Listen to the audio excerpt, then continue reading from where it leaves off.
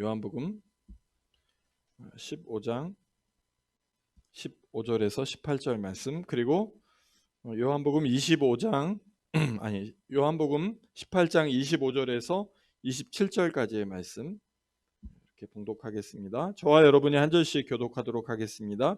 15절입니다. 시몬 베드로와 또 다른 제자 한 사람이 예수를 따라갔다.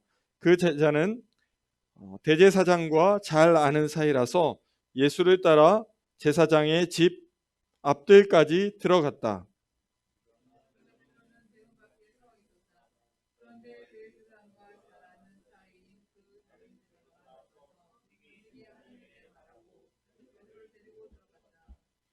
그때 문지기 하녀가 베드로에게 말하였다. 당신도 이 사람의 제자 가운데 한 사람이지요?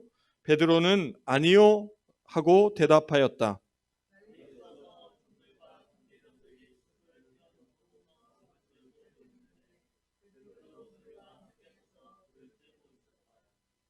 네, 25절입니다. 시몬 베드로는 서서 불을 쬐고 있었다.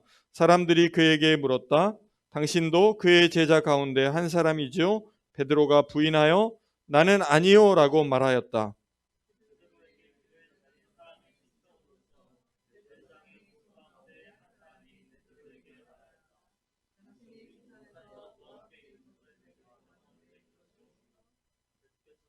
함께 읽겠습니다. 베드로가 다시 부인하였다.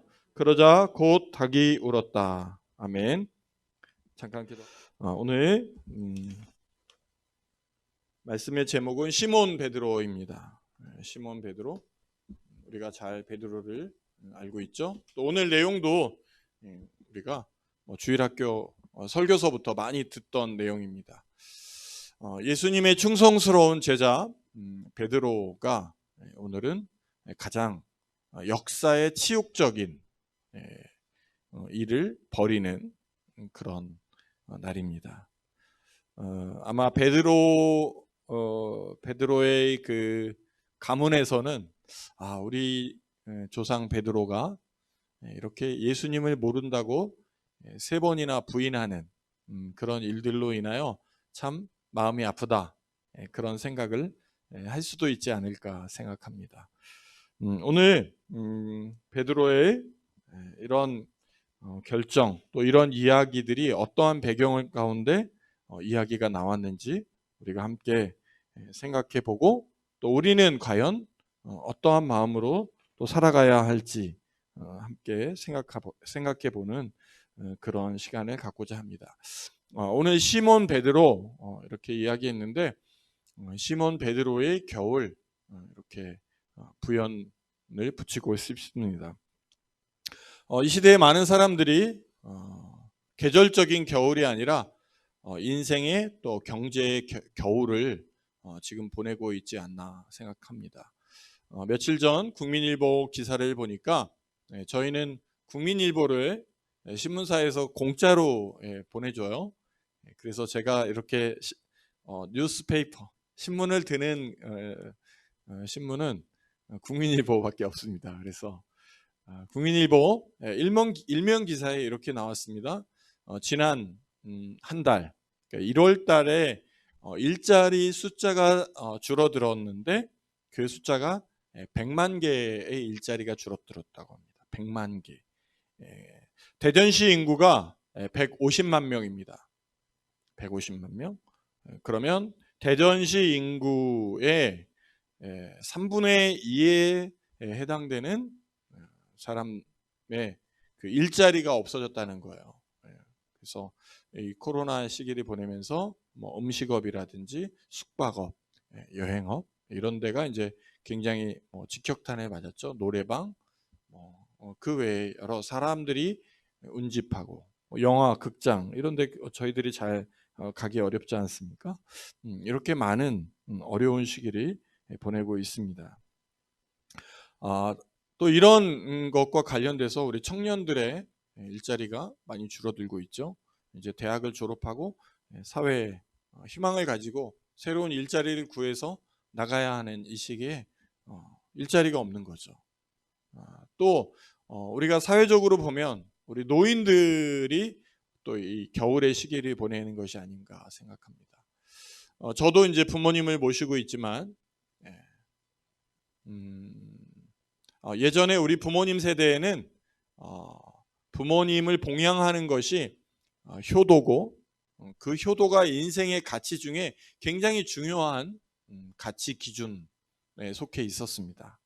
그래서 그 부모님을 잘 모시고 부모님이 세상을 떠나는 날까지 그 자녀들이 부모님을 잘 모시는 그런 효도에 대한 사상이 있었죠. 그렇지만 지금은 핵가족, 또 산업화, 그 다음에 이렇게 부모님과 함께 살지 않는 그런 세대들이 너무 많고 그렇다 보니까 또 부부가 다 맞벌이를 하고 그러니까 부모들을 잘 이렇게 섬기지 못하는 거죠. 그래서 노인들이 이제 아프시면 병원이나 요양원에 이제 모시게 됩니다. 저희도 부모님을 한 2년 정도 요양병원에 모신 적이 있는데 가보면 정말 다들 건강하세요. 병원인데 다 건강하세요. 그 정도로 그러니까 노인들이 아파서 노인병원에 오는 게 아니라 갈 곳이 없어서 아니면 뭐 여러 가지 상황 때문에 병원에 와 계신 거죠. 그래서 저희 아버님도 병원에서 2년 동안 생활을 하셨는데 물론 이제 뭐 허리도 아프시고 관절도 아프시고 그렇죠. 그렇지만 이제 병원에 갈 상황은 아니었지만 어머님이 병원에 계시니까 또 같이 가 계셨던 거예요. 그런데 2년 동안 건강하신 상태에서 병원에 가셨는데 한 2년 동안 있으면서 진짜 환자가 되더라고요. 환자가 돼요. 그래서 이렇게 계시다간 돌아가실 것 같다라는 생각이 들었어요. 그래서 저희가 모시고 나오게 된 상황인 거죠. 근데 이제 보니까 다른 분들도 다 건강하신 거예요. 이렇게 여러 가지 사회 환경, 또 이런저런 환경 때문에 인생의 겨울을 보내고 있는 많은 사람들이 있습니다. 또 육신적으로 겨울을 보내는 것이 아니라 영적인 겨울을 보내는 사람들이 많이 있습니다. 우리가 이제 뭐 기독교에서는 교회에 잘 안 나가는 성도들을 가나안 성도, 그래서 안 나가 가나안 성도라고 하죠. 가나안 성도들이 많이 늘어나고 있습니다. 뭐 코로나 때문에 어쩔 수 없이 이렇게 영상 예배로 예배를 드리고 있지만 영상 예배를 드리지 않고도 교회에 대해서 또 예배에 대해서 또 예수님에 대해서 굉장히 부정적인 마음을 가지고 있는 사람들이 있습니다. 물론 뭐 기독교뿐만이겠습니까? 또 제가 아는 가톨릭 신자들도 보면 거기서는 교회 안 나가는 또 성당의 미사에 참석하지 않는 사람들을 냉담자, 이렇게 마음이 냉랭한 거죠. 냉담자라고 표현하고 있습니다. 이렇게 열정은 사라지고 열심은 없어지고 교회에 또 종교 생활을 하지 않는 사람들이 또 현대에 더 많이 늘어나고 있는 상황입니다. 오늘 요한복음 18장 오늘 본문에 나오는 말씀은 시몬 베드로의 이렇게 지금 상황으로 보면 가나안 성도처럼 마음의 낙심과 실망 가운데 예수님께 한때는 굉장히 충성스러운 수제자로서 앞장서서 열정적으로 예수님을 따랐던 거의 예수님의 오른팔 역할을 했던 이 수제자 베드로의 마음이 굉장히 영적으로 침체된 상황 가운데 있는 것을 볼 수 있습니다. 먼저 오늘 그 사건을 기록한 마가복음 말씀을 보면 베드로가 멀찍이 떨어져서 대제사장 집 앞마당까지 들어갔다라고 기록하고 있습니다. 오늘 18장 16절에는 베드로는 대문 앞에 서 있었다라고 기록하고 있습니다. 대문 앞에서 멀찍이서 예수님의 신문 과정을 지켜보는 것이죠. 이렇게 베드로의 마음은 혹시나 예수님과 결부되어서 어떤 공경에 처하지는 않을까? 내 상황이 불리해지지는 않을까? 나도 예수님처럼 저렇게 잡혀가지는 않을까? 하는 여러 가지 마음이 있었을 겁니다. 또 예수와 자신이 공범자로서 알려져서 자기도 처벌과 공경에 처하는, 아니면 감옥에 갈 수도 있다라는 그런 마음의 위협감이 있었을 것입니다. 이 지점에서 베드로의 마음과 우리들의 마음을 비교해 볼 때 예수에 대한 인정과 가까이 하지 못하고 멀찍이서 적당히 예수님의 제자인 척하는 모습은 베드로나 또 저나 별반 차이가 느껴지지 않는 것 같습니다. 어떤 불리하다고 느껴지는 상황에서 나는 예수님을 믿는 사람이다 라고 담대하게 이야기를 하기가 어려운 것을 저도 심리적으로 많이 경험하고 있습니다. 친구들에게 나는 교회 다니고 나는 예수님을 믿는 사람이야. 그렇기 때문에 나는 이런 행동을 함께 할 수 없다라고 이야기하는 게 쉬워요, 어려워요? 어려운 일입니다. 마치 지금 베드로는 그런 시간을 보내고 있는 거예요. 또 오늘 18절 말씀에 보면 날이 추워서 종들과 경비병들이 숯불을 피워놓고 서서 불을 쬐고 있었는데 베드로도 그들과 함께 서서 불을 쬐고 있었다. 이렇게 되어 있습니다. 날이 추워서 불을 쬐일 수는 있습니다. 그렇지만 지금 그 상황이 어떤 상황이에요? 그 대제사장의 종들과 경비병들과 함께 자리에 있었던 거예요. 베드로가 예수님의 가까이에 있었다면 또 이런 환경에 처해지지 않았을 텐데 멀찍이 있었기 때문에 그 중에 이제 예수님이 당신이 예수님의 제자 가운데 한 사람이 아닙니까? 이렇게 물어보게 되죠. 그때 아주 자연적으로 베드로는 나는 아니요 라고 이야기하게 됩니다. 대제사장의 종 가운데 한 사람이 베드로에게 말하였다. 당신이 동산에서 그와 함께 있는 것을 내가 보았는데. 그러자 베드로는 다시 아닙니다. 저는 그 사람과 관계없는 사람이요 라고 이야기합니다. 오늘 베드로가 이렇게 예수님을 3번이나 부인할 수밖에 없었던 것은 예수님과 멀찍이 떨어져 있었다는 것입니다. 예수를 모른다고 나와 관계없는 사람이라고 예수님을 부인하는 함정에 베드로가 빠져버리게 된 것입니다. 우리의 삶과 인생 가운데 보면 예수님을 어쩔 수 없이 부인하게 되는, 나는 예수님과 관계없는 사람, 아니요 나는 예수님의 제자가 아니라고 부인할 수밖에 없는 상황에 처해지게 됩니다. 그때를 더듬어 보면 내가 예수님과 가까이 있지 않다라는 거예요. 여러분은 지금 예수님과 어떤 시간을 보내고 있습니까?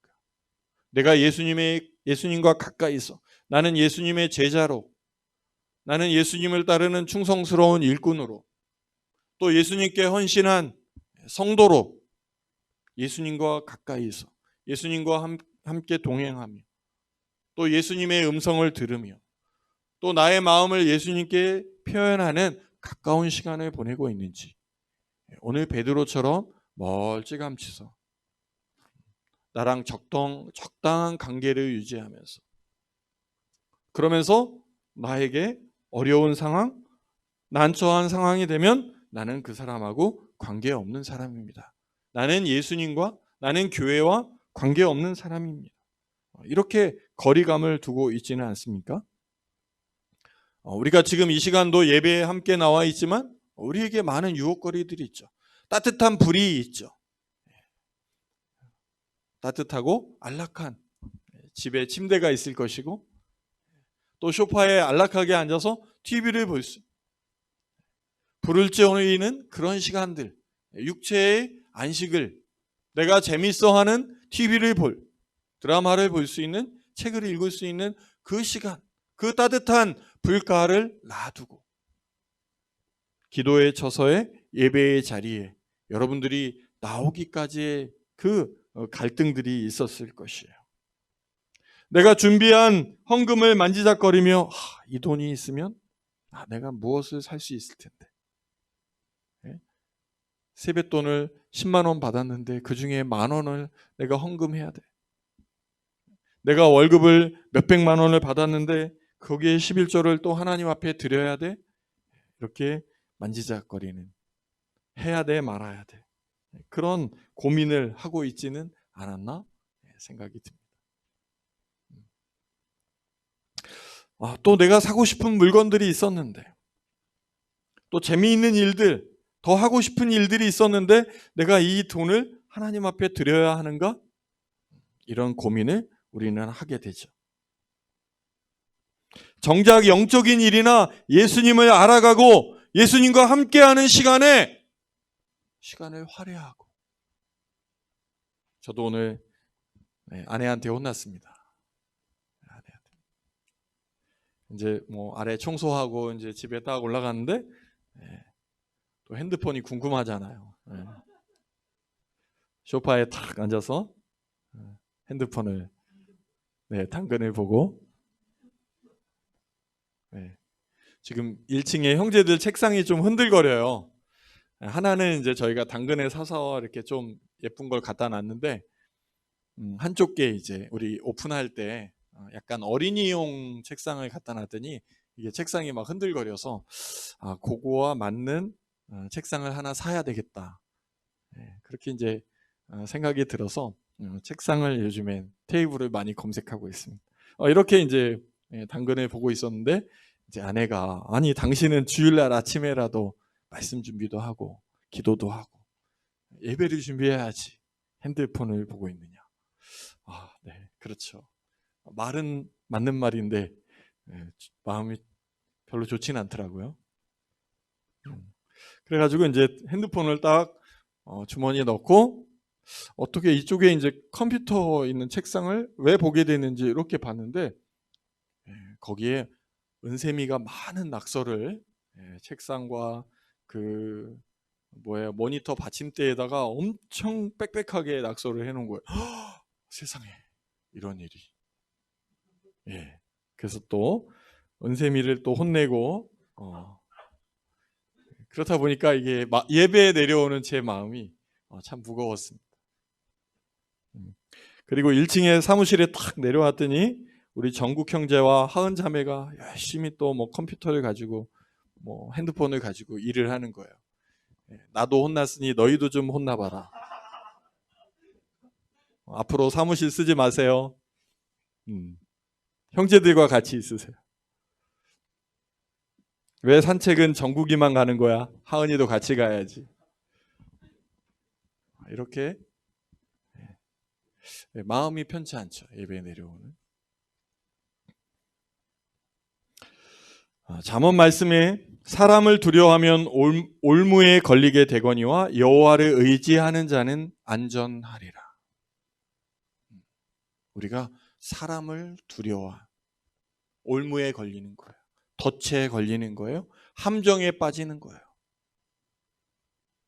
우리는 사람을 두려워하고 살아갑니다. 사람의 눈치를 봅니다. 상급자의 눈치를 봅니다. 리더의 눈치를 봐요. 두려워하기도 합니다. 그러면 올무에 걸리게 되는 거예요. 내가 하나님 앞에서 코람되어 하나님 앞에서 거룩하게 살아가는 삶의 자세. 누가 보든 안 보든, 상급자가 보든 안 보든, 동료들이 보든 안 보든 하나님 앞에서 성실하게 주어진 일, 맡겨진 일, 기쁨으로 감당해내는 삶의 자세를 가져야 합니다. 우리는 거짓말을 할 때 그 상황을 모면하게 돼요. 방어 수단을 쓰죠. 하지만 그 거짓말이 우리를 어떻게 해요? 우리를 파괴하는 거예요. 우리가 진실할 때 우리의 안전은 여호와 하나님이 보장하신다는. 사람에 대한 두려움에 사로잡힌 베드로는 비겁하게 거짓말을 하고 있어요. 제가 안 그랬습니다. 저는 아닙니다. 훗날 베드로는 통곡의 회개를 통해 거듭나는 경험을 하게 돼요. 자신의 비겁함을 뉘우치게 돼요. 그리고 어떻게 되었습니까? 성령 충만한 사람이 되었죠. 그래서 베드로는 사도로서 또 성령의 역사를 일으키는 그런 예수님의 제자로서의 사명을 감당하게 됩니다. 저와 여러분이 어떤 삶을 살아가야 돼요? 사람을 두려워하고 올무와 함정에 걸려있는 사람이 되어야 하는지, 여호와를 의지하고 여호와께 헌신하고 하나님께서 내 인생과 내 삶을 책임져 주실 거라는 의지와 헌신이 있다면 저와 여러분의 삶은 안전하게 여호와 하나님이 지켜주는 삶이 될 것이라고 저는 확신합니다. 아멘. 성령 충만한 주의 제자가 되어 다시 주님을 따르는 베드로처럼 우리의 마음에 있었던 비겁함, 주님과 멀찍이서 적당히 나에게 유익이 있을 때는 예수님과 친한 척 하지만 그에 해당되지 않는 많은 일 가운데는 적당히 거리감을 두는 그런 삶을 살았다면 다시 한번 저와 여러분에게 회개와 새로운 결단의 시간이 되기를 바랍니다. 그래서 다시 주님의 곁에 가까이 가는 영적 회복의 삶과 시간이 저와 여러분의 삶 가운데 충만하게 열려가기를 주님의 이름으로 축원합니다.